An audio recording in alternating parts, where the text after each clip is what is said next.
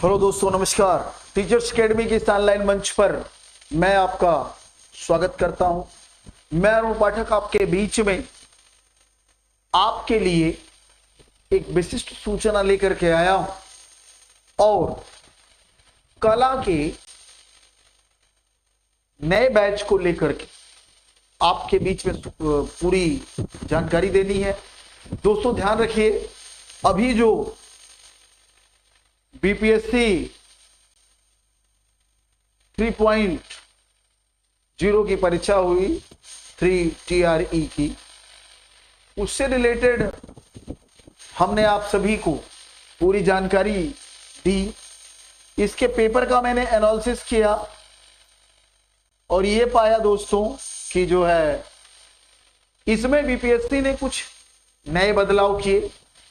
प्रश्नों की जो प्रकृति थी, नो डाउट उसमें ज्यादातर तो मिलते जुलते प्रश्न थे, पिछली परीक्षा जैसे ही थे, लेकिन अब हमें ये सतर्क हो जाना है कि बीपीएससी किस प्रकार से प्रश्नों का निर्माण नए सिरे से कर सकता है, कुछ नए प्रश्न ला सकता है। और उसी को ध्यान में रखते हुए आज आपके बीच में कला की कुछ महत्वपूर्ण जानकारियां देने आया हूं। तो आइए, जैन सिंह जी, स्वागत है आपका, बहुत बहुत धन्यवाद आपका। आप सबसे सक्रिय स्टूडेंटों में हैं हमारे, और ईश्वर से उम्मीद है कि आप इस बार चयनित जरूर हो जाएंगे। दोस्तों देखिए, जो बीपीएससी के आर्ट का सिलेबस है उसका अधिक कोई परिवर्तन तो फिलहाल अभी 3.0 के आधार पर ही हम चल रहे हैं। जैसे इसका नोटिफिकेशन होगा उसके आधार पर फिर से हम आपको पूरा डिटेल बताएंगे। लेकिन सामान्य रूप से कला का जो सिलेबस है वो लगभग ललित कला का ही पैटर्न होगा 9th-10th के लिए। तो उसी को लेकर के ज्योति जी आपका भी स्वागत है। आप सभी रेडी रहिए। मैं इसके नेक्स्ट वीडियो में आप सभी को जो बीपीएससी ललित कला का पेपर हुआ है उसे पूरा सॉल्व कराते हुए, उसी को टारगेट करते हुए न्यू बैच में स्टार्ट कर दूंगा 4.0 के लिए। मैंने चौथे चरण के लिए बीपीएससी की तैयारियां हम तेज कर देंगे, रेगुलरिटी के साथ नया बैच लॉन्च करेंगे। तो आइए कला की कुछ महत्वपूर्ण पुस्तकों पर चर्चा करते हैं। तो आप सभी जल्दी जल्दी आइए और इसे शेयर कर दीजिए, लाइक कर लीजिए। तो आज कुछ महत्वपूर्ण पुस्तकों पर आपको चर्चा करूंगा। सिलेबस का विस्तार से विश्लेषण भी होगा, लेकिन वो जैसे ही नोटिफिकेशन जारी होगा उसके आधार पर हम आपसे उसको लेकर के फिर से आएंगे। आज हम पुस्तकों की चर्चा कर लें। तो देखिए, ध्यान से सुनिए यार, जो ललित कला का जो हमारा अभी का पैटर्न रहा है उसके अकॉर्डिंग जो ललित कला पर से संबंधित प्रमुख हमें पुस्तकों का अध्ययन करना है। आज उन पुस्तकों की मैं चर्चा आपसे करूंगा, है ना। संबंधित प्रमुख पुस्तकें ध्यान रखिए। तो ललित कला में भारतीय इतिहास माने कलात्मक इतिहास पढ़ना है, कला का इतिहास आपको पढ़ना होगा इसके अंतर्गत। इसके साथ साथ आप इसमें कला के तकनीकी पक्षों पर ध्यान देंगे और साथ ही साथ रूपप्रत कलाएं कौन कौन सी हैं या उनके तकनीकी पक्ष कौन कौन से हैं, इन सभी चीजों पर आपको पढ़ना होगा।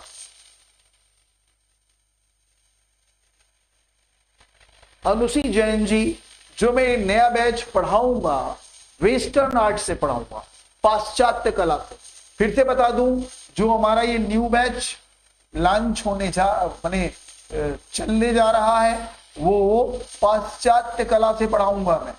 पाश्चात्य कला से आप पढ़ेंगी, उसके बाद कला के तकनीकी पक्षों पर लेके चलेंगे, कला के तकनीकी पक्ष, है ना। फिर हम आपको लेके चलेंगे इसमें माने भारतीय कला, है ना, भारतीय कला का इतिहास पूरा पढ़ेंगे।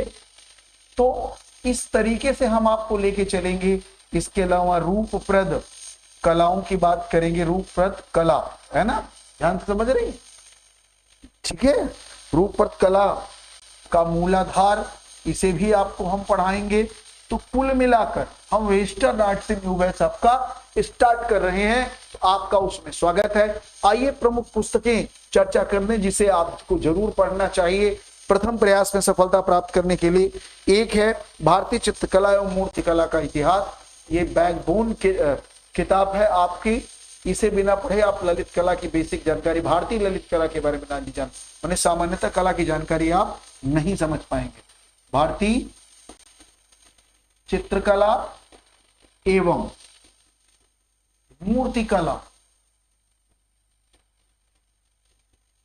का इतिहास, ठीक है। ये किताब आप जरूर पढ़ सकते हैं और बड़ी ही बेहतरीन पुस्तक है। ये रीता प्रताप जी की पुस्तक है, रीता प्रताप जी की। ये जरूर से जरूर आपको पढ़ना चाहिए जी। और ऐसे ही आपको बता दूं, अगली जो पुस्तक मैं आपसे को बताना चाहूंगा, समकालीन भारतीय कला, ये भी बहुत महत्वपूर्ण पॉइंट्स हैं, है ना। भारतीय कला, इससे रिलेटेड भी किताब आपके पास होनी चाहिए।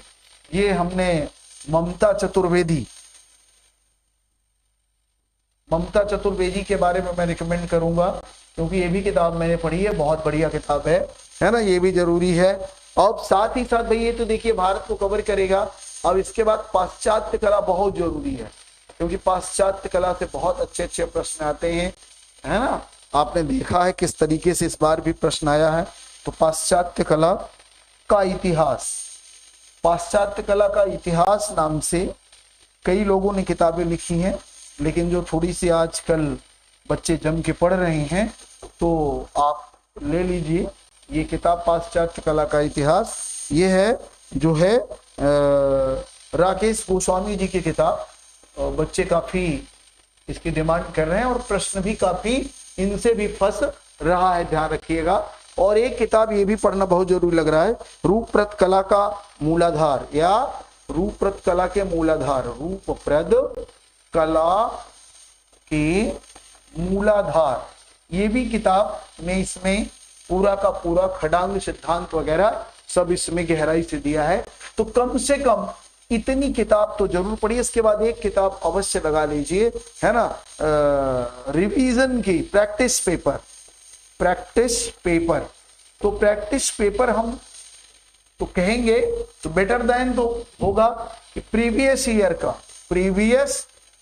का कोई भी एक कलेक्शन आप ले लें, जो भी आपको अच्छा लगे।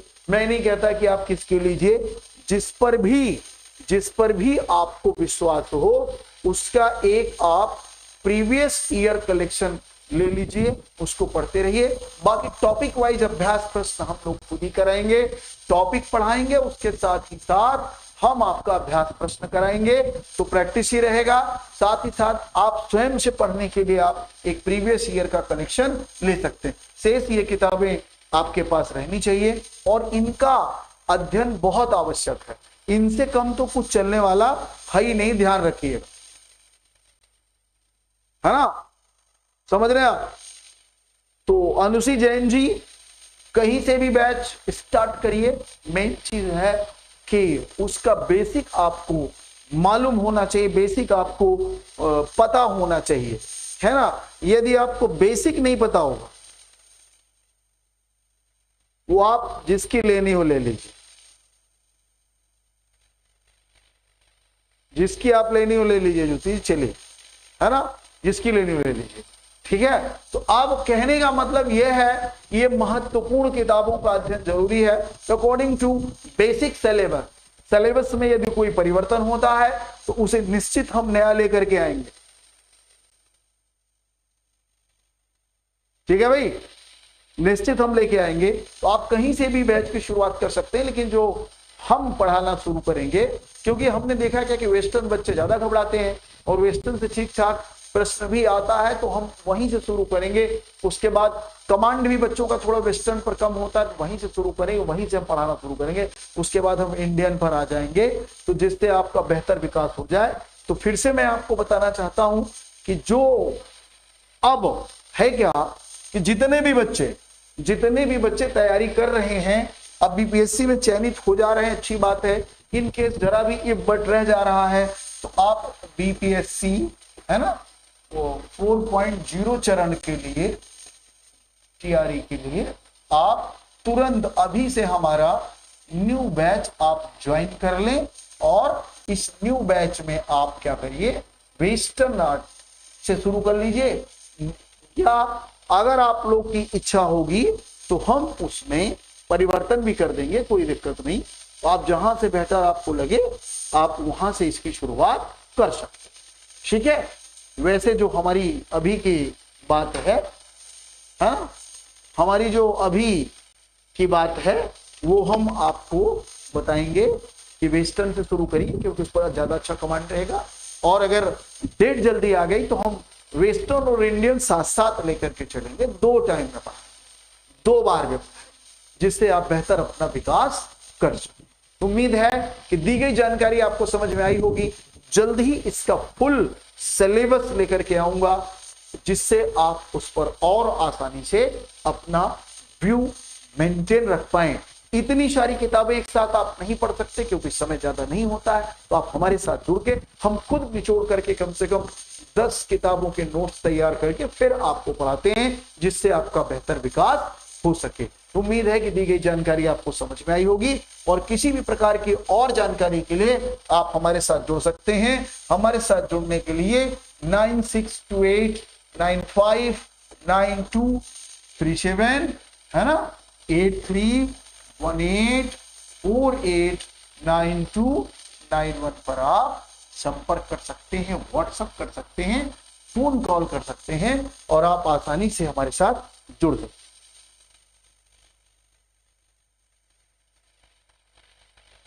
ठीक है, तो आप आसानी से जुड़ सकते हैं।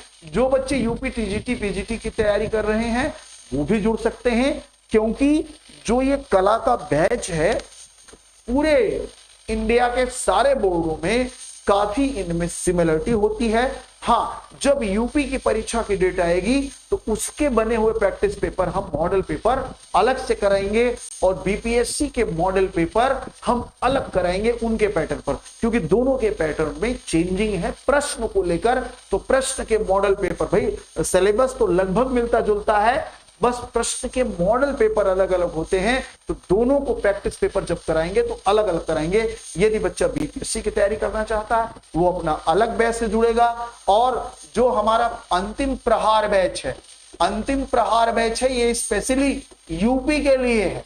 अंतिम प्रहार बैच एक हमारा चल रहा है, रनिंग कंडीशन है, ये स्पेशली यूपी के लिए है। इसमें यूपी, टीजीटी, पीजीटी, ठीक है, और एलटी, ये इसके लिए कंबाइंड रूप से चल रहा है, आप इसमें जुड़ सकते हैं। बाकी बीपीएससी के लिए आप स्पेशली अलग से जुड़ सकते हैं, जिससे आप सभी का बेहतर विकास हो सकता है। जो मर्जी है वो ले लीजिए। रूप परत कला के लिए ज्योति, कोई एक हम राइटर का नाम नहीं सजेस्ट करेंगे, जो आपको समझ में आए वो ले लीजिए, जिसकी भाषा आपको सही लगे, ठीक है। बाकी नहीं तो हम तो ही हैं, हम तो रूपपत कला के बारे में क्या उसके तकनीकी पक्ष होते हैं पूरा पढ़ा भी चुके हैं, जो हमारे बैच में हैं पुराने बच्चे, और जो नहीं पढ़े हैं वो आगे वाले बैच में विस्तार से पढ़ेंगे, इस बात की पूरी आपको गारंटी है। और एक बात और शेयर कर देना चाहता हूं कि यदि बैच के साथ जुड़कर पूरा सिलेबस कंप्लीट किए तो उससे बाहर कुछ भी नहीं आएगा। आपको एक एक प्रश्न कोई जानकारी मैं दूंगा। अभी जो बीपीएससी में भी आया है, पिछले पढ़ाए गए बैच में से आप मिलाइएगा, एक एक वीडियो में से एक एक टॉपिक से प्रश्न वहीं से मिलते जुलते आए।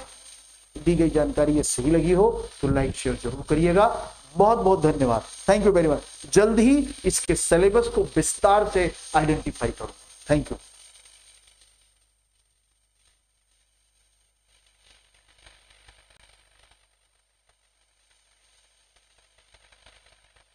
बिल्कुल,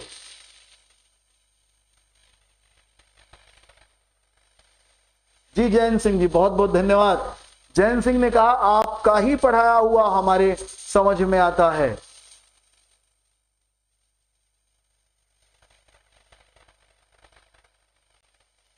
थैंक यू जैन जी, बहुत बहुत धन्यवाद जैन जी। आप जैसे स्टूडेंट हमें समझ पाए, ये बहुत बहुत धन्यवाद आपको। और उम्मीद है कि निश्चित आपको सफलता मिलेगी, क्योंकि हमने एक एक बातों का ध्यान रख करके बच्चों को पॉइंट आउट किया है। ज्योति हो चाहे आप हो, है ना, या जितने भी बच्चे पढ़े हैं, मैं सबकी बात कर रहा हूं। फिर से चाहता हूं कि फिर से एक बार आप सभी बिलीव करते हुए फिर से रिवीजन करते लीजिए, जिससे आने वाली परीक्षा में किसी भी प्रकार की समस्या न हो। थैंक यू वेरी मच, बहुत बहुत धन्यवाद।